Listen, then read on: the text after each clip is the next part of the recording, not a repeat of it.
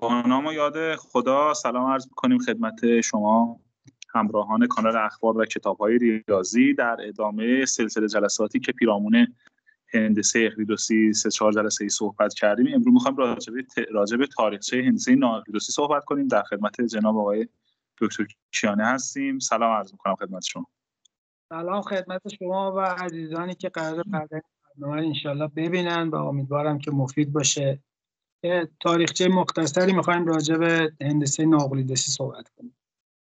بسیار عالی، در خدمتیم. عرض به خدمت شما که یه سوالی که ممکنه برای خیلی از کسایی که درگیر هندسه هستن به وجود بیاد، مخصوصا دانشجوهایی که خب گریدهای پایین‌تر دارن، اینه که خب مردم داشتن کارشون رو با همین هندسه اقلیدوسی انجام میدادن. اونی که بنا بود کارش رو با همین هندسه انجام میداد، اونی که مساح بود کارش رو با همین هندسه انجام میداد، اونی که ستاره شناس بود با همین هندسه جلو میرفت. حتی یه بزرگانی مثل نیوتن و لاپلاس و اینا هم با همین هندسه داشتن کار میکردن. و این چه مشکلی به وجود اومد که بعضیا سعی کردن برن سمت یه هندسه غیر از هندسه معمولی و اقلیدوسی؟ و جواب دادن به این سوال یه مقداری لازمه که کنکاش‌های فلسفی در کنارش باشه، چون پاسخ این سوال در حقیقت یه پاسخ فلسفیه. ببینید، زمانی که یونانی‌ها شروع کردن به سمت اینکه علوم مختلف رو تشکیل بدن و ارگانایز کنن، سازماندهی کنن، اینا رو دسته‌بندی بکنن، تو درگیری‌هایی که بین سقراط و شاگردش افلاطون از یک طرف و سوفسطائی‌ها از طرف دیگه به وجود اومد، سقراط و افلاطون متوجه شدن که ما هم حواسمون خطاپذیره و هم منطقمون خطاپذیره. یعنی شما مثلا میری تو خیابون تو یه روز داغ تابستونی مثلا یه سراب میبینی، خب این یه خطاست که باعث میشه که شما نتونی یه تصویر درستی از محیط پیرامونت داشته باشی. و اگر کسی بخواد واقعا در کار علم بره، این سوال به وجود میاد که این خطاها رو باید چجوری جلوشو بگیره. و همینطور تو منطق هم همین داستان هست. یعنی این کسایی که سوفسطایی بودن بر اساس اون منطق ابتدایی که اون زمان در حال شکل گرفتن بود می آمدن و استدلالایی میکردن که این استدلالا ظاهرش درست بود ولی نتایجش غلط بود. یه استدلال خیلی رایجی که به عنوان مثال میزنن، میگن که مثلا فرضاً علی شیر است و شیر درنده است، بعد نتیجه میگیریم که خب مثلا علی درنده است. ظاهراً یه استدلال درستیه ولی نتیجه کاملا غلطی است. این سوالا که ذهن سقراط و افلاطون رو مشغول کرده بود باعث شد که اینا برن به سمت این که ما واقعا چجور میتونیم یه علم و دانشی از محیط پیرامونمون داشته باشیم که این به قول امروزی‌ها، به قول ما، مولای درزش نره. چطور بتونیم ما به گزاره‌هایی برسیم که این گزاره‌ها کاملا صحیح باشه و با بیرون از ذهن ما با اون چیزی که واقع هست منطبق باشه. خب ارسطو اومد کارهای استادش افلاطون جمع‌آوری کرد، اون کارهای ابتدایی که در حوزه منطق انجام داده شده بود و منطق یونانی رو پیراسته کرد و یه شکل و سر و سامونی بهش داد برای جلوگیری از خطاهایی که در ذهن ما ممکنه به وجود بیاد. بعد برای اینکه خطاهای حواس ما رو جلوگیری بکنه، پیشنهادش این بود که ما باید یه سری علومی داشته باشیم که این علوم برهانی باشه، یعنی علومی باشه که با استدلال بره جلو. منظورش این بود که ما هر گزاره جدیدی رو که بخوایم به وجود بیاریم، باید این گزاره منتج از یک سری مقدمات باشه. یعنی مثل اون قضیه علی شیر است و شیر درنده است نباشه. مقدماتمون یه سری مقدماتی باشه و خواص این مقدمات رو گفته بود که صفات اصلی این مقدماتی که تو برهان باید به کار بره اینه که صادق باشن، یعنی با واقع منطبق باشن، اولی باشن تا اونجا که ممکنه، بدون میانجی باشن، بدون واسطه باشن، از خود نتیجه شناخته تر باشن، مقدم بر اونها باشن و علت اونها باشن. 6 تا خاصیت رو عنوان میکنه. بعد شما بر اساس این 6 تا اگه بیاید و یک استدلالی رو انجام بدید، ارسطو میگه که این استدلال شما اگر بر اساس اون اصول منطق که من توضیح دادم باشه، 100% گزاره‌ای که منتج میشه یه گزاره صادق است. یعنی شما میتونی به یه علمی برسی که این علم واقعا بتونی پایه‌هاشو محکم و قوی بدونی. مثلا فرض کنیم که یه نفر میاد به من میگه که فردا درجه حرارت میاد پایین‌تر از 6 درجه سانتیگراد، پایین‌تر از مثلا 0 درجه سانتیگراد، و یه گزاره‌ای تو ذهن من هست که اگه هوا ابری باشه و درجه حرارت پایین‌تر از 0 درجه باشه حتما برف میاد. خب نتیجه که از این دوتا مقدمه میگیرم اینه که خب چون فردا درجه حرارت قرار افت بکنه و هوام ابری هست، پس احتمالا فردا برف خواهد اومد. این یه به قول معروف دو تا چارتای منطقیه و اگر اون دوتا مقدمه اولی اون درست باشه 100% نتیجه و خروجی این برهان ما هم درست خواهد. حالا چیزی که هست اینه که ما موقعی که داریم این برهان‌ها رو، گزاره‌ها رو اثبات می‌کنیم به صورت برهان‌های منطقی، واقعا بعد از کجا شروع کنیم؟ فرض کن مثلا من میخوام یه گزاره الف رو توی رشته از ریاضیات، مثلا نظریه اعداد، نظریه مجموعه ها، هندسه یا جبر مثلثات ثابت بکنم. خب میام میگم من گزاره الف رو شروع میکنم ثابت کردن، یه سری روابط مینویسم، همینجوری که میرم جلو یهو میرسم به یه گزاره ب که این به گزاره ب ثابت نشده است. من اگه گزاره ب رو بتونم ثابت کنم، خود به خود الف هم ثابت میشه. بعد میام شروع میکنم به ثابت کردن ب. حالا ب رو ثابت میکنم، میرم جلوتر میرسم به گزاره مثلا ت، میبینم خب ت ثابت نشده است. من واقعا اینو نمیتونم با تا بی‌نهایت ادامه بدم که بالاخره یه جایی باید یه فصل الخطابی باشه، یه گزاره‌ای باشه که دیگه نیازی به اثبات کردن نداشته باشه. فرض میکنیم گزاره یه نیاز به اثبات کردن نداشته باشه. ارسطو میگه این گزاره ها رو ما اسمشون رو میذاریم اصل موضوع یا آکسیوم. و علوم برهانی علومیه که بر اساس اون اصل موضوع ها میاد پایه‌گذاری میشه. این اصل موضوع ها باید مثلا تا اونجا که ممکنه کم باشه، 2 تا 3 تا 4 تا 5 تا، و باید اینا رو به صورت بدیهی ما قبول کنیم، دیگه در پی اثبات اونا نباشیم، چون اگه بخوایم اونا رو هم اثبات کنیم تا روز قیامت هی باید شروع کنیم به اثبات کردن. حالا چیزی که ارسطو میگه اینها رو اگه کسی بخواد اثبات بکنه باید بره توی یه علم بالاتر، توی یه رده بالاتر اینا رو اثبات کنه. فرضاً اگه من الان بخوام یه چیزی رو مثلا توی نظریه اعداد اثبات بکنم به عنوان اصل موضوع، که نظریه اعداد هم مثلا اصول پیانو که توی حساب به عنوان اصل موضوع استفاده میشه، من اگه بخوام خود اینا رو اثبات بکنم بعد بیام برم توی یه شاخه بالاتری از ریاضی، مثلا برم تو نظریه مجموعه ها اینا رو ثابت کنم، بعد وقتی تو نظریه مجموعه ها ثابت شد اینا رو به عنوان اصل موضوع استفاده کنم تو حساب، ولی تو خود حساب دیگه نمیتونم اینا رو اثبات کنم. تو خود حساب اینا رو به عنوان اصل موضوع قبول میکنم و شروع میکنم به اثبات کردن قضایای دیگه. تقریبا میشه گفت 4 تا خاصیت هست که اگه یه دستگاه اصل موضوعی یا دستگاه آکسیوماتیک داشته باشه، یه دستگاه اصل موضوعی خوب برای ما میشه که بر اساس اون میتونیم به گزاره‌های صادق جدیدی برسیم. یکی اینکه این دستگاه سازگار باشه، یعنی من وقتی دارم مثلا گزاره ب رو از الف نتیجه میگیرم، این گزاره ب با خود الف در تناقض نباشه، یه گزاره متناقضی مثلا بعد 4 تا اثبات 5 تا اثبات به من نده. یه خاصیت دیگه‌اش اینه که اصل موضوع اضافه نداشته باشه، یعنی 2 تا چیز تکراری نباشه با 2 تا زبون مختلفی اصل موضوع رو بیان کرده باشه.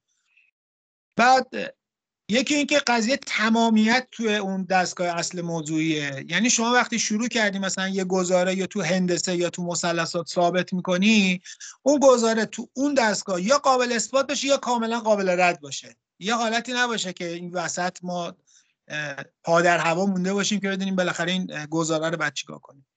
و خاصیت دیگه که یه دستگاه آکسیوماتیک خوب داره اینه که تعداد اصل موضوعاش کم باشه، یا مثلا 500 تا اصل موضوع به ما نده. بهترین وضعیتی که شما 10 تا 5 تا 15 تا، الان هندسه که ما تو دبیرستان میخونیم تا اونجا که من یادمه 20 تا اصل موضوع داره و با این 20 تا اصل موضوع تمام قضایا رو ما تو هندسه دبیرستان حالا بعد دانشگاه ثابت میکنیم. غیر از اونها یه سری آقای دکتر ولی تو دبیرستان هیچ وقت به ما اون اصول موضوع به طور صریح نمیگن، یا مثلا قاطی درس میگن، مثلا نمیگن یه لیستی بدن اول کتاب هندسه اینا اصول موضوع، حالا مثلا از اینا باید پیروی کنیم. بله. اون همونجور که شما گفتی تو کتابای دبیرستان واسه اینکه مطلب رو یواش یواش آموزش بدن به دانش آموز سعی میکنن این اصول موضوع رو در طی درس‌ها یواش یواش تزریق کنن به ذهن مخاطب و نمیان اولش این اصول موضوع رو بگن. ولی تو علوم قدیمی مثلا اپتیک یونانی، نجوم یونانی و مثلا فلسفه طبیعی یا اون چیزی که ما امروز بهش میگیم فیزیک، عموما کتابا وقتی شروع میشد اول می آمدن یه سری تعریف میکردن، مثلا تعریف خط، تعریف نقطه، تعریف قاره خط، تعریف مثلا دایره. بعد از تعریف اصل موضوع رو بیان میکردن و بعد شروع میکردن به استدلال کردن. یه خاصیت دیگه هم که یه دستگاه آکسیوماتیک خوب باید داشته باشه اینه که تعریف نشده هاش هم کم باشه. یه سری چیزا هست که الان ما اینا رو به صورت تعریف نشده میپذیریم، مثل خط و نقطه، مثل خود مجموعه الان اگه بگی تعریفش چیه تو هیچ کتابی تعریف نمیکنن.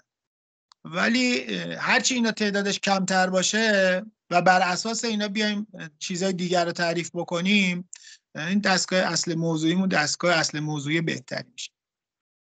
خب همونجور که میدونیم تقریبا 200 سال بعد از ارسطو که اومد این اصول رو پایه‌گذاری کرد که به ما یک دانش متقن و دانش محکمی رو ارائه بده، اقلیدوس اومد و برای اولین بار هندسه یونانی رو اصل موضوعی کرد، آکسیوماتیکش کرد. نه اینکه قبل از اقلیدوس اصل موضوع نداشت. اقلیدوس اومد این اصول موضوعی که در اون زمان پخش و پلا بود جمع‌آوری کرد، همه رو دسته‌بندی کرد، مرتب کرد، اون چیزایی که قابل تعریف بود تعریف کرد و اولین بار بود که یک دانش یونانی به صورت کامل اصل موضوعی شد. بعد از اون بقیه دانش‌ها هم سعی کردن یونانی‌ها اصل موضوعی کنن، مثل اپتیک که یکی از زیرشاخه‌های تقریبا میشه گفت هندسه هست و بقیه علوم مثل نجوم و بقیه چیزایی که مد نظرشون بود. چرا که اعتقاد داشتن اگه شما اون اصل موضوعات رو درست چیده باشی و اینا صادق باشه، تمام روابط و گزاره‌هایی که به دست میاد بر اساس استنتاج‌های منطقی اونها هم صادق خواهد بود. البته گفتم با شرطی که شما منطق رو درست استفاده کرده باشید دیگه، یعنی منطق رو نابجا و اشتباه استفاده نکرده باشید. اقلیدوس میاد اصول موضوعی که در دسترسش بود به دو دسته تقسیم میکنه. یکی اونایی که در همه علوم کاربرد داشتن، مثلا اینکه شما اگه از دو تا مقدار مساوی کم کنی باقی مونده ها مساوی میشه. مثلا اگه یه مساوی 10 داشته باشی از دو طرف 2 تا 2 کم کنی، خب این ور 8 تا 8 با هم دیگه مساوی میمونه. و یه سری اصول موضوعی رو که فقط مال هندسه بود و جدا کرد از اینا. پس در نهایت 2 تا دسته اصول موضوعی هست که الان تو هندسه دبیرستان این 2 تا رو با هم قاطی درس میدن دیگه، مثل کتاب اقلیدوس جدا نمیکنن، به همش هم میگن اصول موضوع. و یه سری هم گفتم تعریف ارائه داد، خط، نقطه، صفحه، خط موازی. و اون چیزی که در حقیقت باعث شد که مردم برن به سمت هندسه های نو اقلیدوسی همین اصول موضوعه بود. یعنی انگلتی که داشتن، شکی که داشتن راجع به اصول موضوعه باعث شد که یک سری افرادی که ریاضیات خیلی قوی داشتن و منطقشون خیلی قوی بود توی این اصول موضوع شک بکنن و بگن که این اصول موضوع مشکل داره. حالا من این اصول موضوع رو میخونم برای شما، اونایی که مربوط به هندسه هست، و صحبت بکنیم ببینیم مشکلش کجاست. خب اصول موضوع اونجور که تو هندسه اقلیدوسی میاد اینه که هر 2 تا نقطه رو با یه خط میشه به هم وصل کرد که البته منظورش خط مستقیمه. هر پاره خطی رو به صورت نامحدود میتونید از 2 جهت ادامه بدید. به مرکز هر نقطه‌ای که توی صفحه داشته باشید و به هر شعاع دلخواهی میتونید یه دایره شما ترسیم کنید. اصل موضوع چهارم اینه که همه زوایای قائمه با هم دیگه برابر هستند. و اصل موضوع پنجم اینه که از یک نقطه بیرون خط یک خط و فقط یک خط میتوان به موازات آن رسم کرد. ببینید بر اساس اون چیزی که ارسطو گفته بود اینا تقریبا همشون بدیهیه. یعنی شما هر 2 تا نقطه رو با یه خط میتونید وصل کنید، همه زوایای قائمه 90 درجه هستن و با هم مساوی هستن. ببخشید یه سوال من پیش اومد. خب اون موقع کاری که میکردن تو آردو بوده دیگه. الان مثلا ما میگیم پاره خط تو صفحه است، نمیدونم خط تو صفحه است، زوایای قائمه تو صفحه هستن، دایره تو صفحه. آیا سندی هست که مثلا از بعدای بالاترم این به ذهنشون رسیده باشه؟ مثلا بگیم مثلا این قضیه صفحه را از همه طرف میتوان امتداد داد مثلا، یا مثلا از هر سه نقطه یه صفحه، اینا با کمک قبلی‌ها ثابت میشه دیگه. یا مثلا به مرکز هر نقطه به هر شعاعی میتوان یه کره زد. مثلا اینا به کمک اونایی که شما فرمودین فکر کنم بشه ثابت کرد مثلا تو فضای بالاتر. آره ببینید خود هندسه اقلیدوسی سه تا فصل کتاب اصول اقلیدوس که اصطلاحاً ما بهش میگیم، منظورم اینه راجع به فضا هم چیزی داره، مثلا اینا راجع به فضا. بله هندسه اقلیدوسی خودش راجع به فضا هست، بعد تو اون قسمت‌ها میاد یه سری تعریف‌ها رو ارائه میده، مثلا اینکه اصلا شکل فضایی چه شکلیه، بالاخره با شکل مسطحی فرق داره دیگه، و اینجور چیزها رو ثابت میکنه. ولی تمام چیزهایی که در هندسه ثابت میکنه و نه تنها هندسه، حتی در حساب، یعنی اعداد گنگ هم میاد بر اساس همین اصول موضوعه روشون کار میکنه. وقتی میاد یه قضیه رو در مورد اعداد گنگ ثابت میکنه که الان ما این کارا رو توی شاخه‌های مختلف حساب یا نظریه اعداد انجام میدیم، حتی اینها رو هم میاد بر اساس اصول موضوعه هندسه بیان میکنه. چون گفتم که اولین رشته علمی که اینا اصول موضوعه و آکسیوماتیکش کرده بودن همین هندسه بود. و شما مثلا اگر کتاب فارابی رو که در مورد تقسیم بندی علوم نگاه کنید، کتاب احصاء العلوم فارابی رو، خب زمانی بود که فارابی مواجه شده بود با ابداع جبر توسط خوارزمی. جبر خوارزمی رو زیر شاخه علم هیل میدونه. علم هیل یعنی علم شعبده بازی. چرا؟ اعتقادش این بوده که شما جبر رو، منظور خوارزمی جبر رو نتونسته آکسیوماتیکش کنه، نتونسته بر اساس آکسیومایی که مثلا اقلیدوس ارائه داده ببره جلو. جبری که خوارزمی داشت این بود که مثلا شما یه معادله درجه 2 بخوای حل کنی، خب یه سری ضریب داره، مثلا این ضریب رو میبری اون ور، اون ضریب رو میبری و دو طرف رو تقسیم بر فلان میکنی، بعد مثلا جذر میگیری، جواب به دست میاری. یعنی حالت راه حلی داشت، حالت اثبات نداشت که حالا شما چرا مثلا این عدد رو میبری اون ور، یا اگه این عدد رو نبری اون ور چه اتفاقی میفته. بعد برای اینکه بخواد اونا رو در واقع چیزی که ما الان بهش میگیم اصول هیئت یا میدان اون موقع مثلا نبوده دیگه، چیزی به نام فیلد نبوده. اینه که تمام شاخه‌ها و زیر شاخه‌های هندسه، نجوم، اپتیک در نهایت برمیگشتن به همین 5 تا اصل موضوع. اما در واقع من میونه کلامتون اگه بخوام سوالمو بهتر بپرسم، حالا ممکنه بگین جوابش داده شده، ممکنم بذاریم به عهده شنوندگان. سوالم در واقع بخوام بهتر بگم اینه که آیا هندسه کروی، هندسه سه‌بعدی فضایی اصولی بیشتر از هندسه مسطحه دارد یا ندارد؟ منظورم این بود در واقع. در نهایت همشون برمیگرده به همین 5 تا. در نهایت خب خیلی مهمه، خیلی مهمه. اصل شما بعداً توی آنالیزم همه اینا رو میبریم رو RN، فضای اقلیدوسی، متر براش تعریف میکنیم، قدر مطلق متر، نمیدونم فاصله. پس یه جورایی الان انگار این آنالیزی هم که ما رو RN داریم رو همین هندسه مسطحه پس بنا شده. ببینید خب اینا از زمان ریمان به بعد عوض میشه دیگه. یعنی ریمان میاد متریک تعریف میکنه برای هندسه، اصلا هندسه یه جورایی با توپولوژی به صورت موازی حرکت میکنن، اصلا تصور ما عوض میشه نسبت به اینکه فضا چی هست و اینکه هندسه. خب چون عموما ما هندسه را یه جور انتزاع از فضا میدونیم، ولی تا زمان قرن 19 همه چی بر مبنای همین 5 تا اصل بوده و همونجور که گفتم این 5 تا اصل ظاهرا همشون بدون مشکله. من یه بار دیگه خیلی سریع میخونم. هر دو تا نقطه رو میشه با یه خط به هم وصل کرد، هر پاره خط رو میشه از دو جهت ادامه داد، با هر نقطه و هر شعاعی میشه یه دایره رسم کرد، همه زوایای قائمه با یکدیگر برابرن و از یک نقطه بیرون خط فقط به یک خط میتوان به موازات اون خط رسید. حالا بفرمایید. ببخش مثلا یه قضیه این معادله شماره 4 مثلا این نتیجهش میشه همه زوایای 30 درجه برابرن. از اونجا میتونیم به اونجا برسیم. بله آره یعنی مثلا خیلی چیزایی که شبیه به این اصوله واقعا به عنوان قضیه نتیجه میشه از اینا.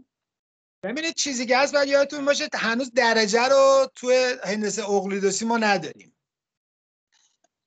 پس قائمه رو چجوری میگین؟ قائمه رو ببینید همونجوری که من یه بار داشتم راجع به مثلثات باهاتون صحبت میکردم، تقریبا از زمان هیپارخوس معنی یعنی اون کانسپت درجه وارد هندسه یونانیا میشه و در زمان اقلیدوس یه تعریف خیلی جالبی میکنه. میگه شما یه خط اگه داشته باشی و یه خط دیگه بیاد این خط اولی رو قطع بکنه و زوایایی که بسازه مساوی باشه، اون زوایا قائمه هستن.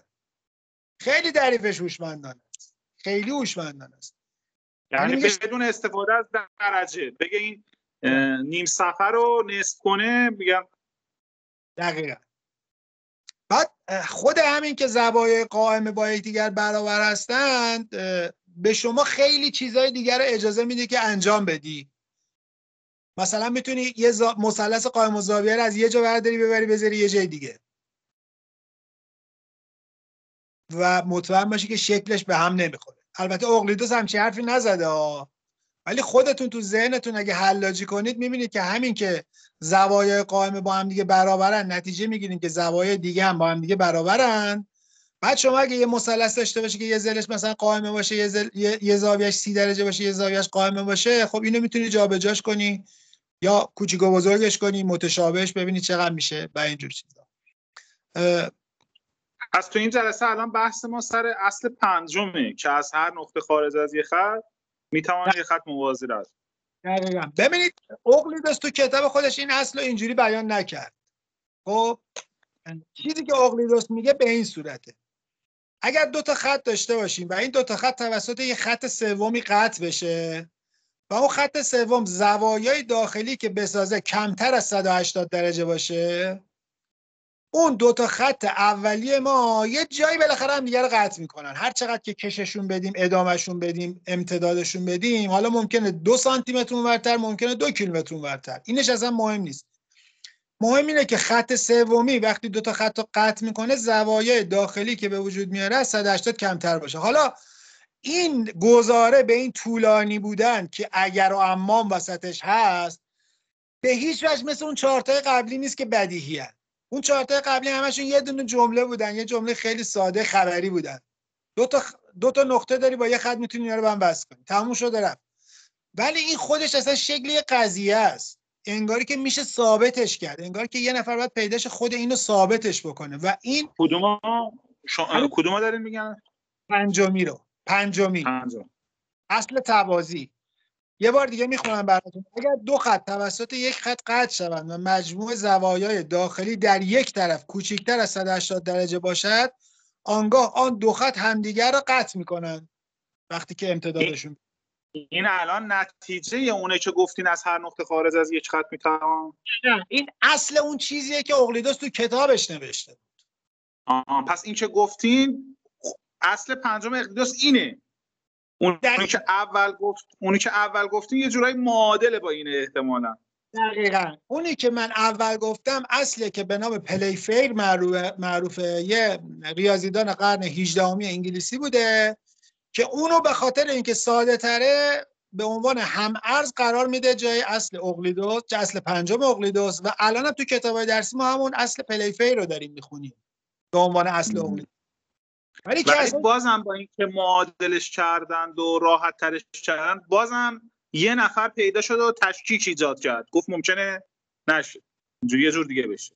ببینید از همون زمانی که این کتاب توسط اقلیدوس نوشته شد توسط دیگران زیر سوال رفت. اولین کسی که اینو زیر سوال برد خود اقلیدوس بود. چرا؟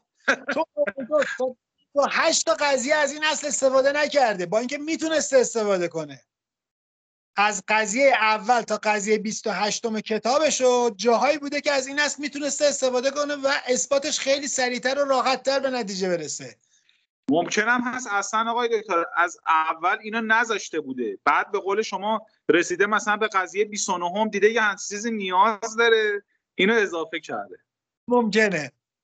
آره. و یکی از علتایی که خیلی دنبال این قضیه بودن که یه چیز جایگزین و هم‌ارز این قضیه این اصل موضوع ارائه بدن، همین بود که چرا اقلیدس تا 28 تا قضیه استفاده نکرده از این قضیه. این اصلا خودش سواله. و ظاهرا خود اقلیدس هم یه جورای دو به شک بوده که بعد خود از این استفاده بکنم نکنم، بالاخره چیکارش بکنم. نتیجتا این شد که از زمان اقلیدس به بعد خیلی از ریاضیدانایی که هم تو حوزه منطق قدر بودن و هم تو حوزه ریاضی قدر بودن، دو تا رویکرد نسبت به این اصل پنجم، اصل توازی داشتن. یا گفتن که آقا ما اینو با یه اصل ساده تر جایگزین کنیم، مثل همون اصل پلیفر که الان تو دبیرستان به ما درس میدن، یا اینکه اصلا میام ثابتش کنیم به عنوان یه قضیه بر اساس اون چهارتای دیگه. اگه ثابتش بکنیم مثل یه قضیه باش رفتار میکنیم و همون کاری که با بقیه قضایا انجام میدیم با اینم انجام. حالا اولین نفری که این 400-500 سال اخیر تشکیک اصلی ایجاد کرد کی بود؟ اولین کسی که تشکیک کرد مال 400 سال اخیر نبود، مال تقریبا 200-300 سال بعد از اقلیدس بود. یعنی خود بطلمیوس که خب جزو بزرگترین ریاضیدان ها و منجم های یونان باستان بود، میاد یه تشکیک میکنه.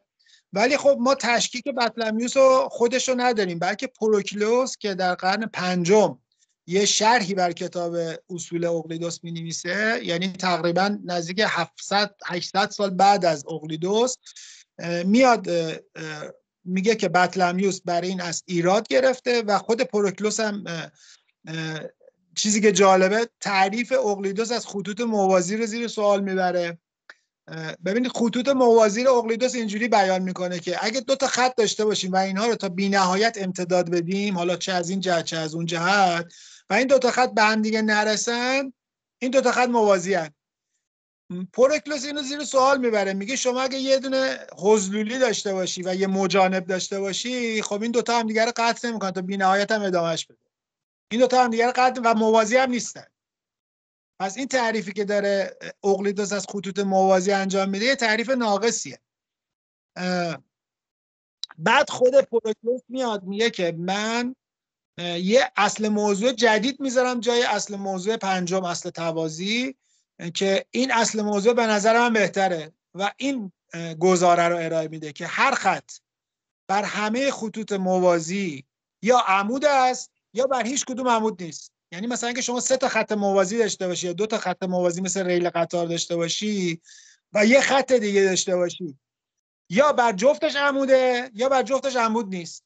نمیشه که بر یکیش عمود باشه و یکی دیگهش عمود نباشه. و گفت من این اصل رو میذارم جای اصل توازی. و بعدها ریاضیدانان نشون دادن که این اصل هم در حقیقت همتراز با همون اصل توازیه، مثل اصل پلیفر، هیچ فرقی با اون نمیکنه. بعد از بطلمیوس و پروکلوس یواش یواش خب دنیای اسلام ریاضیات رو در دست گرفت، مخصوصا هندسه رو، و همین شک و شکوکی که در مورد قضیه اصل پنجم بود وارد دنیای اسلام هم میشه. ابن هیثم یک کتاب می‌نویسه در مورد مسائل مشکلی که تو حوزه هندسه هست، اسم شرح مصادرات اقلیدسه، و میاد یه راه حل دیگه ای ارائه میده. میگه ما فرض کنیم که یه دونه خط مثلا افقی داشته باشیم و این خط افقی یه دونه پاره خط بیایم روش عمود کنیم، مثلا یه پاره خط به طول 5 سانتی متر. بعد از ابتدای خط این پاره خط رو تا انتهای خط بکشیم به سمت راست یا چپ. بعد انتهای اون پاره خط یه دونه خط به ما میده، انتهای دیگه پاره خط، اون انتهایی که روی خط اول نیست، که اون خط دوم میشه خط موازی اول. مثل این میمونه که شما این چوبایی که بین ریل قطار است یکیشو جابجا کنی بدون اینکه طولش کم و زیاد بشه. بعد بگی خب قشنگ بود. خب مشکلی که هست اینه که ابن هیثم از حوزه هندسه خارج شده بر اساس تقسیم بندی علوم در اون زمان. چون اینا میگفتن شما وقتی چیزی رو حرکت میدی از حوزه هندسه خارج شدی رفتی تو حوزه فیزیک، دیگه تو حوزه هندسه نیستی. و این ایرادی بود که بعدها خیام بر ابن هیثم گرفت. گفت این تعریفی که به عنوان چیز ارائه میده ابن هیثم برای خطوط موازی باعث میشه که ابن هیثم دیگه خارج از حوزه هندسه رفتار کنه. بعد از ابن هیثم کسای دیگه هم بودن که مشکل میدونستن اصل پنجمو، تا میرسیم به مهمترینشون که خیامه. خیام یه رساله می نویسه به نام شرح ما اشکل من مصادرات اقلیدس. خیام یه مستطیل برای شما تعریف میکنه، یه مستطیلی که ذیل بالاییش شما پاک کرده باشی، یعنی یه خط افقی که دو تا خط عمودی مساوی ازش اومده باشه بیرون. بعد میگه شما اگر اون دو تا قسمت بالای مستطیل که الان پاک شده بیاید با یه خطی به هم دیگه وصل بکنید، خب یه چهارزلی به دست میارید. اون دو تا زاویه که بالا به وجود میاد خیلی راحت میشه ثابت کرد که مساویه با استفاده از همون روابطی که توی هندسه مسطحی میخونیم. حالا این دو تا زاویه که اون بالا به وجود میاد سه تا حالت بیشتر نداره، یا دوتاشون منفرجه هستن، یا دوتاشون حاده هستن، یا دوتاشون قائمه هستن. بعد خیام میاد میگه من یه اصل موضوعی تعریف کردم خودم جای اصل توازی. با استفاده از این اصل موضوع میاد ثابت میکنه که اون دوتا زاویه بالایی زوایای قائمه هستن، یعنی در حقیقت شما شکلتون یه مستطیله با 4 تا زاویه قائمه و از این طریق میاد اصل توازی رو ثابت میکنه. یعنی اول میاد ثابت میکنه شما در یک چهارزیلی که 2 تا ضلع مساوی داشته باشه و این 2 تا ضلع مساوی رو ضلع سوم عمود باشه، اگه ضلع چهارم رو رسم کنی چهارزیلیت مستطیل میشه. بعد میاد اصل توازی رو ثابت میکنه. حالا اون اصل موضوعی که خود خیام ارائه داده بود من برای شما میخونم. اصل موضوع رو استفاده میکنه برای اثبات اینکه این چهارزیلی مستطیله. میگه هرگاه دو خط که به وسیله خط سومی قطع بشوند در یک طرف آن خط قاطع همگرا باشند نمیتوانند در همان جهت واگرا باشند. یعنی اگه 2 تا خط داشته باشیم، خط سومی بیاد اینا رو قطع بکنه، مثلا سمت راست یا سمت چپ، اون 2 تا خط همگرا باشن، دیگه نمیشه تو همون سمت چپ یا راست هم واگرا باشن هم همگرا باشن. یا باید همگرا باشن یا باید واگرا باشن. و یه لحظه اینجا صبر کنید. 2 تا خط داریم که نمیدونیم موازی هستن یا نه. حالا یه خط سومی میاد اینا رو قطع میکنه. بله. الان شما همگرایی رو برای این 3 تا خط مطرح میکنین یا برای 2 تا خط اول؟ 2 تا خط اول. 2 تا خط اول. اگر 2 تا خط اول همگرا باشن، یعنی به نظر برسه که دارن به هم نزدیک میشن، میگه اون طرف اون سمت واگرا میشن؟ نه دیگه واگرا نمیشن. نمیشه که این 2 تا خطی که الان شما داری میبینی همگرا هستن امتدادش بدی مثلا 2 کیلومتر اونورتر واگرا بشه. شما الان 2 تا خطی که داری میبینی به هم دیگه داره نزدیک میشه دیگه. هر چقدر امتداد بدیم بیشتر نزدیک میشه، دورتر نمیشه. میگه من این اصل موضوع رو میذارم جای اصل توازی، اصل پنجم، و باز بعداً ثابت میشه که این اصلم خودش چیه؟ هم ارز با اصل توازیه. یعنی این اصلی که خیام از خودش اختراع کرده با اصل توازی هیچ فرقی نداره، هم ارزم با هم. پس الان نقش این خط سوم چیه تو این حرف خیام؟ این خط سوم که میاد قطع میکنه نقشش چیه؟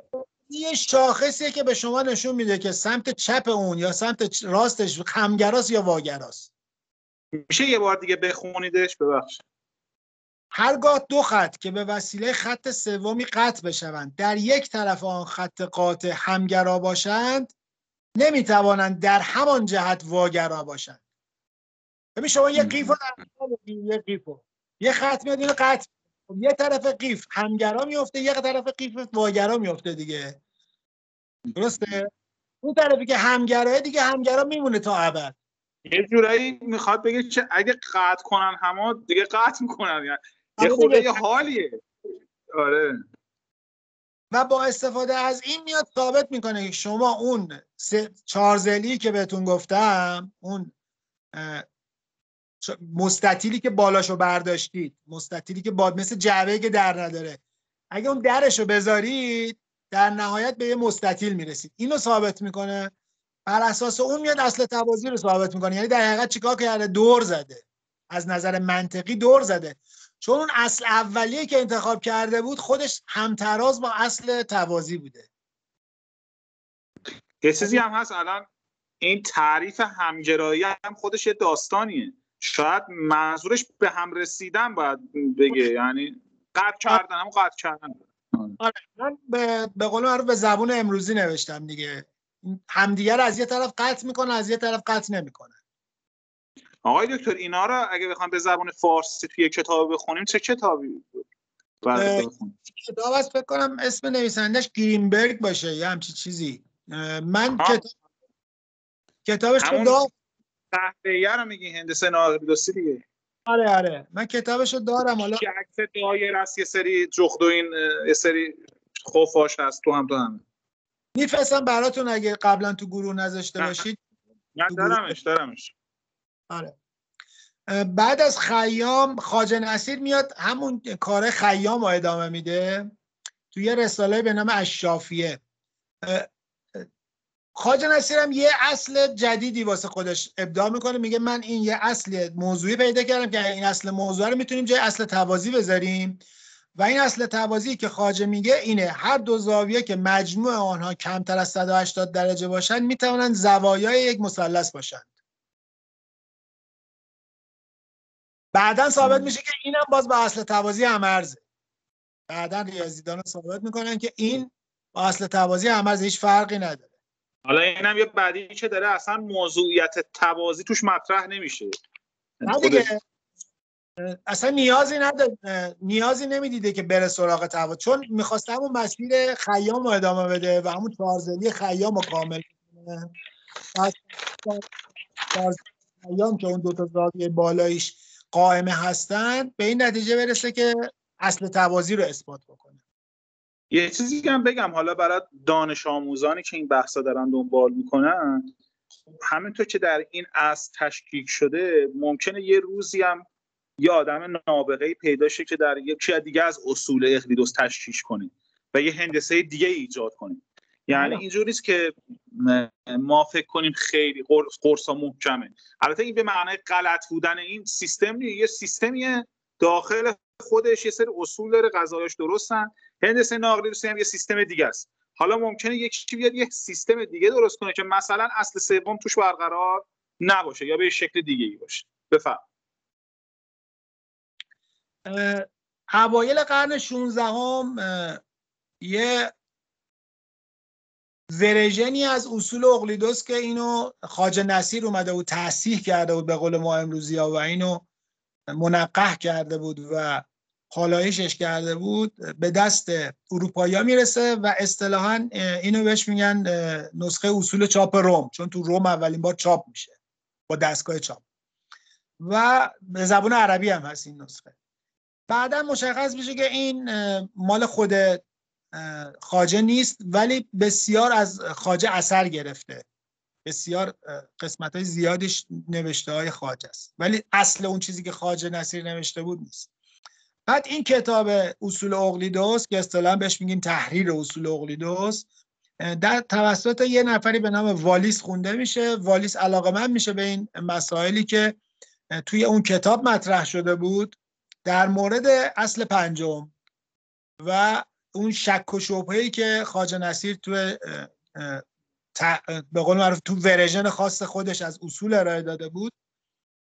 والیس میاد میگه که من یه اصل موضوع دیگه اختراع کردم که اگر این اصل موضوع رو جای اصل توازی بذارم مشکل هندسه اقلیدسی حل میشه و اصل موضوعش اینه، میگه به اعضای هر مثلث میتوان مثلثی متشابه با آن و اندازه متفاوت با آن ترسیم کرد. یعنی شما هر مثلثی رو میتونی کوچیکش کنی یا بزرگش کنی به هر اندازه که بخوای و بعداً دوباره معلوم همون تجانس دیگه، تجانس. آره کوچیک و بزرگش کنید دیگه و بعداً دوباره مشخص میشه که اینم هم عرض همون اصل پنجم توازیه. یعنی این اصلی که الان راجع به مثلثه و به قول شما اصلا توازی هم توش نیست، با اصل توازی هیچ فرقی نداره، چون شما اگه از قضیه تالس استفاده کنی بری جلو میبینی که این با اون یکی میشه، چون تشابه خدمت دانش آموزانه که حالا این بحث دنبال میکنم بگم، وقتی ما میگیم هم ارز، دو تا گزاره پی و کیو رو میگیم هم ارز. اگر که پی کیو رو نتیجه بده و کیو پی رو نتیجه بده، یعنی ما فرض کنیم پی درسته کیو نتیجه میشه، فرض کنیم کیو درسته پی نتیجه میشه، یه قضیه دو طرفه رو بهش میگن هم ارز. و کارهایی که والیس انجام داده بود بر اساس کار خواجه نصیر که الهام گرفته از کار خواجه نصیر بود، میفته دست یه بابایی به نام ساکری. ساکری یک کشیش بود، در سال 1733 یک کتابی منتشر میکنه و از طریق نسخه روم، یعنی همون نسخه ورژنی که خواجه نصیر به اسم خواجه نصیر منتشر شده بود توی روم، با کارهای خواجه نصیر آشنا میشه. اون هم میاد بر اساس همون چارزلی خیام شروع میکنه کار کردن. حالا میگه چی؟ میگه فرض کنیم که شما یه جعبه داشته باشی که در بالایش نباشه و یه خط بذاری جای اون در بالایش. این خطی که گذاشتی دو تا زاویه بالا ایجاد میکنه و این دو تا زاویه همونجور که گفتم یا باید منفرجه باشن جفتشون، چون مثلثایی که پایین به وجود میاد بر اساس تساوی مثلثا میشه ثابت کرد که زوایای بالا هم مساوی است، یا جفتش منفرجه است یا جفتش حاده است یا جفتش قائم است. کاری که این نفر ساکری میکنه میگه که من میام بر اساس برهان خلف فرض منفرجه بودن رو رد میکنم، یعنی انقدر قضیه اثبات میکنم که یه جایی به تناقض برسم. بر اساس برهان خلف میگم که خب پس اینو میذارم کنار، این دوتا زاویه بالا نمیتونه منفرجه باشه. بعد میام همین کار رو با حاده بودن میکنم، یعنی فرض میکنم که دوتا زاویه بالایی حاده هستن، دوتا زاویه بالایی که اگه حاده باشن اونم رد میکنم. در نهایت یه حالت میمونه که اون دوتا زاویه بالایی قائمه هستن دیگه، از این سه تا حالت دیگه حالت دیگه ای نمیمونه دیگه. اگر قائمه باشه خود به خود اصل توازی رو میتونم بر اساس این ثابت کنم، بر اساس همون روشی که خیام رفته بود. کاری که تفاوتی که کار ساکری و خیام میکنه که خیام یه اصل موضوع جدیدی رو ابداع میکنه ولی ساکری اصل موضوع جدیدی رو ابداع نمیکنه، بر اساس همون 4 تا اصل موضوع اول میره جلو، میاد کارشو بر اساس برهان و خلف جلو میبره. خیام مشکل کارش این بود که اصل موضوع جدیدی که ابداع کرده بود در حقیقت همون اصل توازی بود و در نهایت استدلالش یه استدلال دوری شده بود، یعنی از اصل توازی شروع کرده بود، یه سری روابط ثابت کرده بود، رسیده بود به اثبات خود اصل توازی که خب میشه دور، تو منطق هم دور رو قبول نداره. ساکری میاد در درجه اول میگه که خب ما فرض میکنیم اون دو تا زاویه که بالای این مستطیل به وجود اومدن منفرجه هستن، یه چند تا قضیه ثابت میکنه به تناقض میرسه، میگه خب این فرض رو میذارم کنار. بعد میگه خب حالا فرض میکنیم که اون دو تا زاویه که پایین به وجود بالای اون مستطیل به وجود اومدن حاده هستن. شروع میکنه قضیه اثبات کردن، هی گزارهای جدید اثبات میکنه و هیچ به تناقض نمیرسه. هرچی بیشتر میره جلو بیشتر گیج میشه، میگه خدا چرا ما به تناقض نمیرسیم، بالاخره یه جا باید به تناقض برسه دیگه. در حقیقت هندسه نااقلیدوسی رو اولین بار ساکری کشف میکنه در سال 1733 و به یه جایی میرسه آخر سر دیگه به قول معروف مغزش هنگ میکنه، یه تناقض کوچولویی یه جا پیدا میکنه، دست میذاره رو همون که بعدا معلوم میشه که این تناقض برخلاف تصور اون تناقض هم نبوده. دست میذاره رو همون میگه و من به تناقض رسیدم، چون به تناقض رسیدم فرض اول و دوم رد میشه، فرض سوم که قائمه بودن اون دو تا زاویه است اثبات میشه بر اساس برهان خلف. بعد بر اساس اون من میام اصل توازی رو اثبات میکنم. پس بر اصل توازی رو اثبات ببینید هدف ساکری این نبود که هندسه اقلیدوسی رو رد بکنه. اگه هدفش این بود که هندسه اقلیدوسی رو رد بکنه همونجا میتونست هندسه اقلیدوسی رو رد بکنه، ولی چون هدفش هندسه اقلیدوسی بود، یعنی در حقیقت اثبات اصل توازی بود، نتونست به عنوان اولین کسی که هندسه نااقلیدوسی رو ارائه بده اسم خودش رو تو تاریخ ثبت بکنه. اما کارهاش باقی موند و توی قرن 19 ادامه کارش رو بقیه ادامه دادن، کسایی مثل لوباچوفسکی و ریمان و گوس، و تونستن یک شاخه جدیدی از هندسه رو ارائه بدن. چیزی که در مورد کار ساکری جالبه اینه که یه ریاضیدان آمریکایی به نام یوجین اسمیت در قبل از جنگ جهانی دوم وارد ایران میشه. توی کتابخونه مسجد سپهسالار یه رساله‌ای پیدا میکنه از خواجه نصیر، همونجوری که گفتم خواجه نصیر یه رساله‌ای بر اساس رساله خیام نوشته بوده. چه سالی 1933 این کتابخونه مسجد سپهسالار رساله شافعیه خواجه نصیر رو پیدا میکنه که تو اون رساله خواجه نصیر قسمت عمده‌ای از کارهای خیام رو کپی پیست کرده بوده که بقیه‌اش رو بخواد ادامه بده. یعنی گفته بود که مثلا خیام این کارو کرده، بعد من مثلا میخوام بقیه کارو ادامه بدم و اینو مقایسه میکنه با کار ساکری. یوجین اسمیت متوجه میشه که تقریبا 80-90% کار ساکری بر اساس کار خیام است و اینا رو در یک مقاله منتشر میکنه. من مقالهشو دارم برای شما بعدا میفرستم. قضیه به قضیه میاد این دوتا کارو، یعنی کار خیام و کار ساکری رو قضیه به قضیه مقایسه میکنه و حتی میگه شکلا و علامت گذاریا و عدد گذاریا و همه چیشون شبیه هم دیگه است.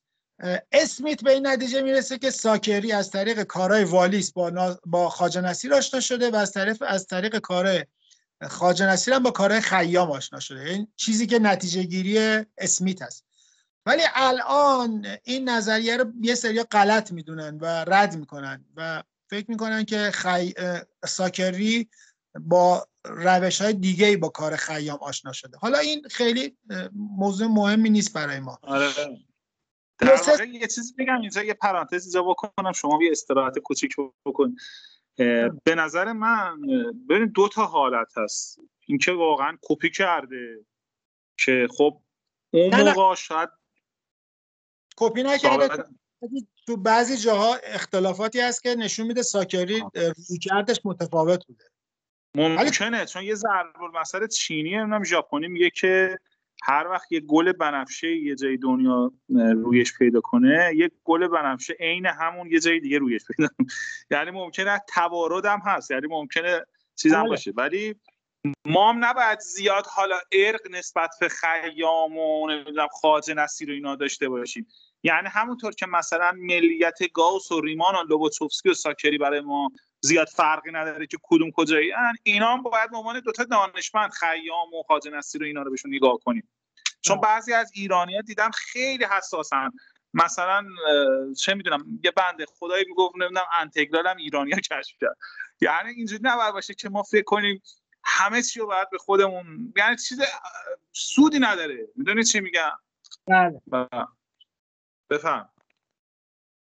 33 سال بعد از ساکری لامبرت میاد همون کار ساکری رو ادامه میده با یه تفاوت‌های خیلی کوچیک. یعنی فرض میکنه که عوض اون چارزلی که در بالاشو گفتم، جعبه که در بالاشو برداشتیم و یه خط گذاشتیم جاش، میگه دو تا پایینیاش که عموده و سومی رو هم عمود فرض میکنه. میگه ما بیایم چهارمی رو فقط فرض کنیم که حاده است یا منفرجه هست یا قائمه، یعنی کار نداشته باشیم به ستای دیگه و همون مسیر ساکری رو ادامه میده و در نهایت بازم مثل ساکری به بنبست میرسه. لژاندار هم باز همون مسیر رو ادامه میده. چیزی که جالبه اینه که لژاندار تو همین مسیری که برای به دست آوردن ما ریاضی هم میگیم لوژاندر. لوژاندر. آره. من چون از رو نوشته دارم میخونم همون الف داره نیست، اسمشون سخته. آره. لوژاندر یه چیز خیلی جالبی رو کشف میکنه و میگه که اگر زوایای داخلی مثلثی 180 درجه باشه این خودش هم‌عرض با اصل توازیه. یعنی اگه شما یه هندسه‌ای داشته باشی جای اصل پنجم میتونی بذاری به هر مثلثی که زوایاش 180 درجه باشه، این دقیقاً انگار که همون اصل توازی رو به کار گرفت. و یه مثلا شما میتونید بکنید که هندسه اقلیدوسی هندسه‌ایه که در آن هندسه زوایای داخلی یک مثلث 180 درجه است. این مثلا میشه خودش تعریف هندسه اقلیدوسی. یه جمله دیگه جالبی که لوژاندر میگه اینه که از هر نقطه داخل یک زاویه، یعنی شما یه زاویه داشته باشی یه نقطه بذاری وسطش، حالا متفاوت هر جایی، دست کم یه خط میگذره که امتداد هر دو تا ضلع رو قطع میکنه، یعنی هم ضلع اول و هم ضلع دومو. و بعداً ما تو هندسه نااقلیدوسی به جایی میرسیم که میتونیم یه خط، یه نقطه وسط یه دونه زاویه بذاریم و این نه این ضلع رو قطع کنه نه اون ضلع. تو هندسه لوبوتوفسکی. آقای دکتر، این که گفتین هندسه اقلیدوسی هندسه‌ای که مجموع زوایا 180 درجه مثبت. بعد میخوام ببینم تو هندسه های نااقلیدوسی این عدد ناورداست، یعنی مثلا تو هندسه نمیدونم حوض لولوی نمیدونم یا هر هندسه دیگه این 180 مثلا میشه 185 نمیدونم میشه 179. میخوام تو همه مثلث‌های اونجا این عدد ثابت میمونه یا ممکنه تغییر کنه؟ ببین من چون خودم هندسه نااقلیدوسی نخوندم نمیدونم که این تو هندسه حوض لولوی یا تو هندسه بیضوی این عدد ثابته یا نه، ولی میدونم که دیگه 180 درجه نیست. یعنی تو هندسه حوض لولوی کمتر از 180 درجه است، تو هندسه بیضوی بیشتر از 180 درجه است. ولی اینکه واقعا یه عدد دقیقی داشته باشه نه دیگه بعد از دوستانی که تخصصشون هندسه است بکنم با توجه به اطلاعات من، حالا دوستانی که اطلاع بیشتر دارن کامنت بزنن، ولی فکر کنم با توجه به اون حضلولیا و اون بیزیایی که باش کار میکنیم این عدد متغیر میشه فکر کنم. من خودم چه حسی داشتم. بله بفرم. لوژان هم به اینجا میرسونه کارو. و ولی چیزی که هست اینه که ساکری همون زمان توی قرن 18 خیلی تاثیرگذار بود کارش تو اروپا. تقریبا یه چیزی بوده 50 سال بعدش یه کسی در دانشگاه گوتینگن که همون جایی بود که گوست اونجا تدریس میکرد، در سال 1783 یه رساله دکترایی دفاع میکنه، آقای به نام زیمون کلوگل که توی کاراش میاد کارای ساکری رو نقد میکنه. خب گوس هم که تو همین دانشگاه بوده، حالا احتمال داره که با اون رساله آشنا شده باشه یا از طریق دیگه با کارهای ساکری آشنا شده باشه. و یه سری آدمایی بودن که گوس با اینا مکاتبه داشته در مورد همین اصل پنجم، اصل توازی. و ظاهرا در قرن 19 اوایل قرن 19 یه جوی توی اروپا به وجود اومده بوده که بیشتر از قبل دانشمندا و ریاضیدانها داشتن اصل توازی رو زیر سوال می‌بردن در جاهای مختلف و کشورهای مختلف، ولی تقریبا به صورت همزمان. خب گوس یه دوستی داشت به نام بویویی، حالا با ل می‌نویسن، بولویی بعضی جا می‌نویسن، ولی من نگاه کردم تو لغتنامه بویوییه، بویوییه، یعنی ب اولش او خوند. بویویی میگن. آره. خب این خودش دوست گوس بوده، با گوس مکاتبه داشته و اتفاقا اونم داشته تو همین حوزه کار میکرده. چیزی که هست اینه که پسر این بویویی به نام یانوش درگیر همین قضیه میشه و پدرش میگه که تو دنبال این قضیه نرو چون تهش بنبسته، نه من به جایی رسیدم نه هیچ کس دیگه. و این اتفاقا مسیر ساکری رو ادامه میده. بویویی در سال 1831 کاراش یانوش ببخشید یانوش اسم کوچیکش کلاوسه، کلاوس یانوش فکر کنم اون باباش باشه، حالا باز باید نگاه کنم، ولی این یانوش پسر به باباش میگه که من کارامو میخوام به عنوان ضمیمه در کتاب هندسه تو منتشر کنم. به عنوان ضمیمه در سال 1831 به کتاب هندسه پدرش این جزوه خودش رو اضافه میکنه. پدرش با خوشحالی کتابو میفرسته واسه گوس هم به قول ما میزنه تو پرشون، میگه که بابا اینا رو من 20 سال پیش اثبات کردم. یانوش بویویی یعنی بویویی پسر خیلی ناامید میشه و فکر میکنه که گوس حالا قرض و مرضی داره و گفته که من اینا رو از قبل خودم میدونستم و اینا. ولی بعدن که در سال 1855 مکاتبات گوس منتشر میشه متوجه میشیم که از 10-15 سال قبلش گوس در مورد این مسئله اصل توازی با کسای مختلف نه فقط با یه نفر داشته مکاتبه میکرده و تو یکی از نامه‌هاش مینویسه که من یک هندسه جدیدی رو کشف کردم ولی جرئت ندارم اینو منتشرش کنم. حالا این که چرا منتشرش نکردنم اگه فرصت بشه وقت بکنم من راجبش صحبت میکنم. چیزی که از همزمان با اینا لوباچوفسکی هم همین مسیر رو میره. لوباچوفسکی تقریبا 2-3 سال قبل از بویویی در سال 1829 به زبان روسی کارش رو منتشر میکنه که خب اصلا خونده نمیشه چون زبان روسی خیلی زبان رایجی در اون زمان نبوده به عنوان زبان علمی. بعد هم به زبان آلمانی و هم به زبان فرانسوی کارش رو منتشر میکنه و الان ما هندسه ناقلیدوسی رو اون ورژن خاصی که هم گوس توش کار کرده هم بویویی هم لوباچوفسکی به نام هندسه لوباچوفسکی میشناسیم. هندسه ای هستش که در حقیقت اینا باز همون مسیر ساکری رو ادامه میدن، یعنی میان اصل پلیفی رو استفاده میکنن. اصل پلیفی گفتیم که از یه نقطه خارج یه خط فقط یک خط میتوان به موازات آن رسم کرد. بعد اینا دو تا فرض هم اضافه میکنن، میگن که یا از یه نقطه خارج خط میشه مثلا 4 تا 5 تا 20 تا 1000 تا خط موازی رسم کرد، یا اصلا هیچ نمیشه رسم کرد. ما بیایم این دوتا رو نقضش بکنیم، یعنی این دوتا رو اول فرض بگیریم با برهان خلف بریم جلو، بعد به جایی که رسیدیم که به تناقض رسید این دوتا نقض میشه، میرسه به اون حالتی که ما بهش میگیم اصل پلیفر. و هر سه تاشون همین مسیر رو رفته بودن، هم گوس هم بویویی پسر هم لوباچوفسکی، و در نهایت به این نتیجه میرسن که اینی که از یک نقطه بیرون یک خط هیچ خطی رو نمیتوان به موازات اون خط رسم کرد به تناقض میرسه. میرن سراغ حالت بعدی که از یک نقطه بیرون یک خط دو یا چند خط میتونیم به موازات اون خط رسم کنیم و شروع میکنن اثبات کردن و میرن جلو و به همون نتیجه ساکری میرسن که هر چقدر جلو میرن سیستمی که ادامه میدن سازگاره و به تناقض نمیرسه.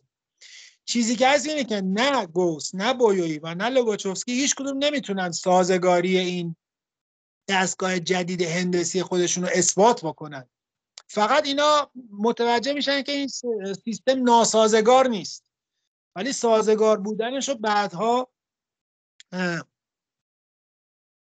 بلترامی در سال 1867 میاد اثبات میکنه که اصل توازی کاملا اصل مستقلی از 4 تا اصل دیگه است و هیچ ربطی به اونا نداره.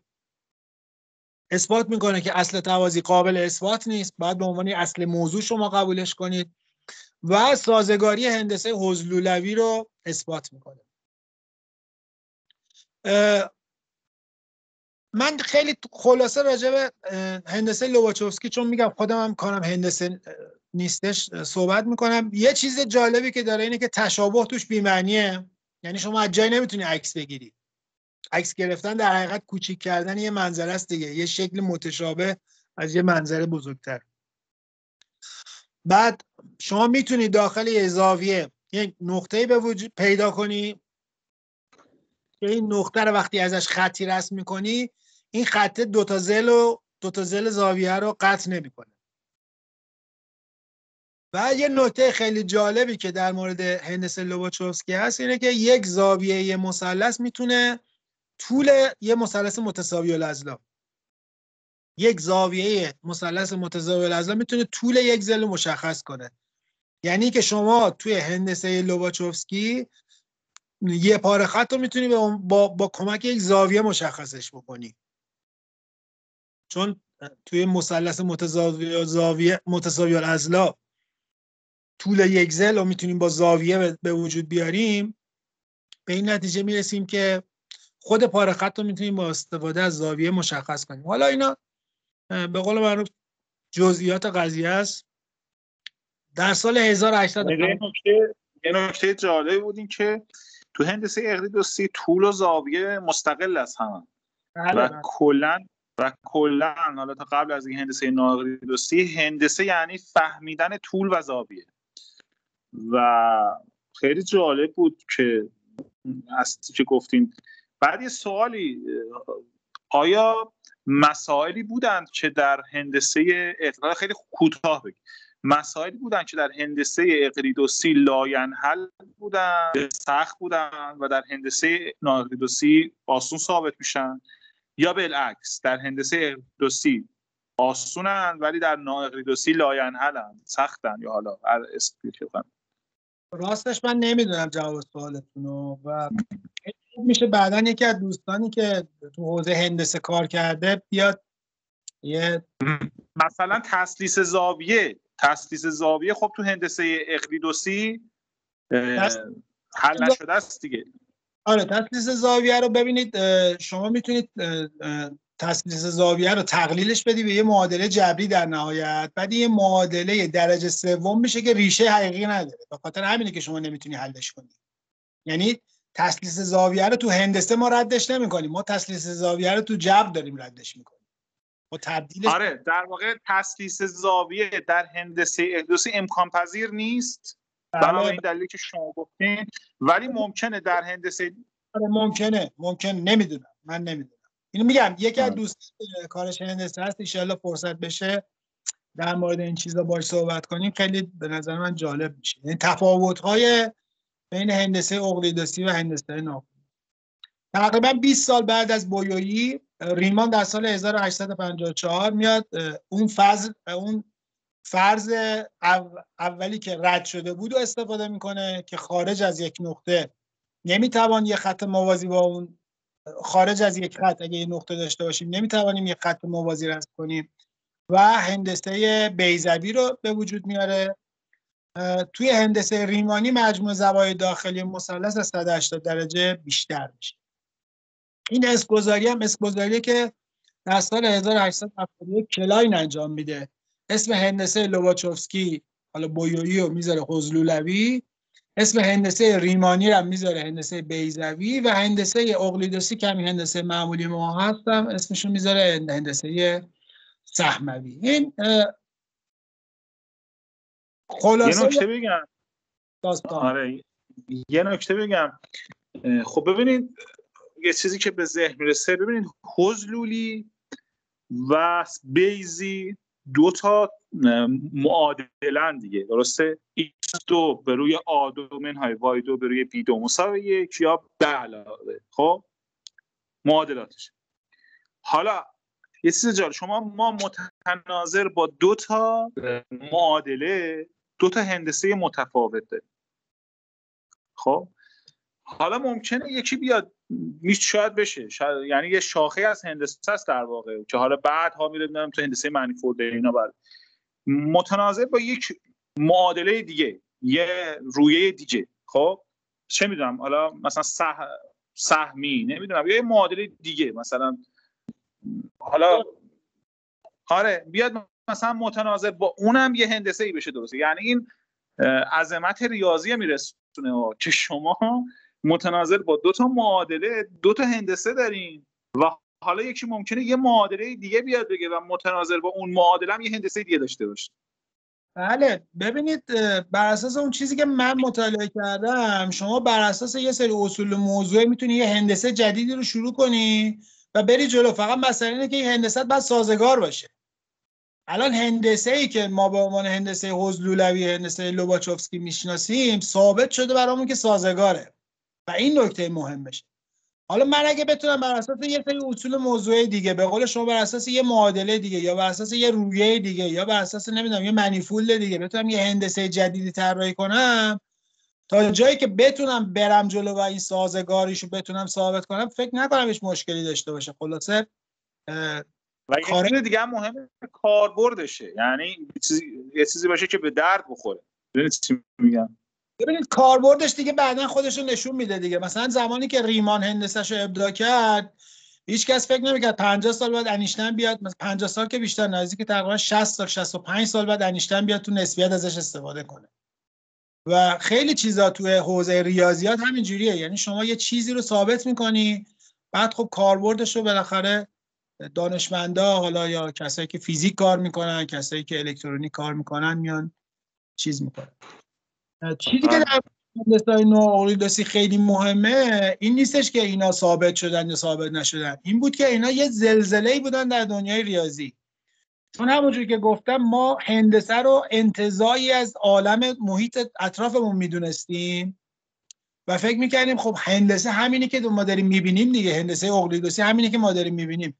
بعد وقتی معلوم شد ما هندسه هایی داریم که اینا با خودشون سازگاری دارن و تمام هستن و هیچ مشکلی هم ندارن، این تصور ما نسبت به اون چیزی که از دنیا داریم برداشت میکنیم اصلا به هم ریخت در میان کسایی که کار فلسفه انجام میدادن.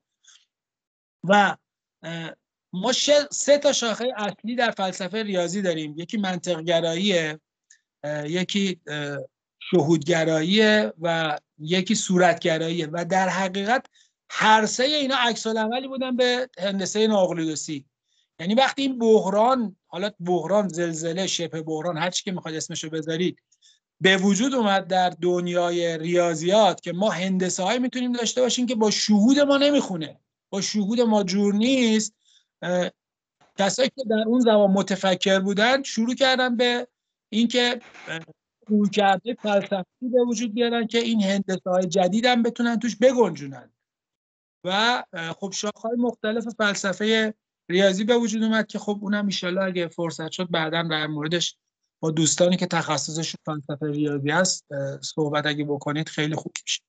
ولی میخوام بگم که این خیلی قضیه به قول معروف برای ریاضیدان‌های اون زمان خیلی سنگ. خود گوس گفتم که کاراشو منتشر نکرد و علتش این بود که میگفت من میدونم اگه این کارا رو منتشر کنم با مخالفت خیلی شدید فلاسفه و ریاضیدان‌ها مواجه میشن. هم فلاسفه و هم ریاضیدان‌ها حاضر نبودن اون زمان این قضیه رو قبول کنن که ما میتونیم هندسه‌ای داشته باشیم غیر از هندسه اقلیدوسی، چون وجود هندسه غیر اقلیدوسی یعنی اینکه ما شهودی میتونیم داشته باشیم غیر از این شهود عادیمون و این خودش اصلا یه چیز متناقضه. مگه ما میتونیم غیر از این شهود عادیمون یه شهود دیگه هم داشته باشیم؟ من وقتی میگم دایره بر اساس شهودم میگم آقا دایره دایره است، بیضی بیضیه، مربع مربع. مگه من میتونم از یه دایره 2 تا شهود داشته باشم؟ مگه من میتونم از یه مثلث 2 تا شهود داشته باشم؟ و این چیزی بود که حزمش خیلی اون زمان سنگین بود برای کسایی که تو حوزه فلسفه کار میکردن یا تو حوزه ریاضی. حالا اگه فرصت شد دوستانی حاضر بودن در این زمینه صحبت بکنن، من فکر کنم صحبت جالبی باشه. بخوان یه مقدار ریشه یه خوردم دل جرأت می‌خواسته دیگه، که یعنی یه ریاضیدانایی مثل لوباتشوفسکی و ریمان اومدن یه همچین کاری کردن، یعنی اون بستره توسط قبلی‌ها آماده شده و فیزیک هم نیاز داشته و از لحاظ سیاسی اجتماعی هم زمانه باید همراهی می‌کرده دیگه.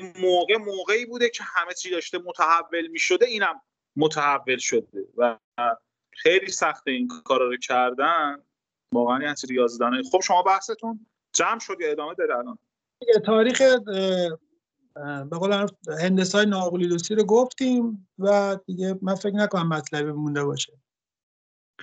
خیلی قشنگ بود استفاده کردیم.